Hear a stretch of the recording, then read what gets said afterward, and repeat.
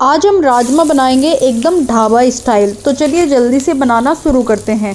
सरसों के तेल के अंदर हमने एक बड़ा कट करके प्याज डाल लिया है और प्याज देखो सोटे हो गया है। तो सोटे करने के बाद तुरंत हमने सौंफ धनिया का पाउडर डाला और फिर हमने हींग डाला, 1 चम्मच हल्दी डाली है और साथ ही एक बड़ा टमाटर कट करके डाल लिया है। अब टमाटर को भी अच्छे से पका लेना है।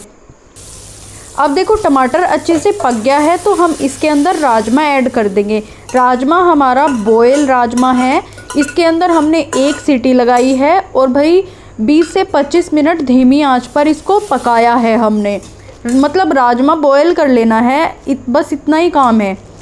अब देखो राजमा के अंदर उबाल आ गया है तो हम इसके अंदर लेमन डाल देंगे। अगर आप उबाल आने के बाद इसके अंदर लेमन डालते हो तो इसका टेस्ट नेक्स्ट लेवल चला जाता है। ये एकदम चटपटा और हल्का सा जो खट्टापन आता है ना, उससे मज़ा आ जाता है। तो इससे हमारा राजमा बिल्कुल बेहतरीन ढाबे वाला जैसे राजमा मिलता है ना, चटपटा चटपटा, वैसा बनके तैयार होता है। और ये लो जी, इतनी देर में हमारा राजमा बनके तैयार हो गया है। अब आपकी मर्ज़ी है, आप इसको चावल के साथ खाओ, रोटी के साथ खाओ। वैसे तो देखो तरी वाला राजमा है, चावल के साथ खाने में ज़्यादा मज़ा आएगा। वो कहते हैं ना, राजमा और चावल तो इन दोनों का ही मेल होता है। और अगर वीडियो अच्छी लगती है तो चैनल को लाइक करें, शेयर करें, सब्सक्राइब करें। बाकी मिलते हैं नेक्स्ट वीडियो में। धन्यवाद।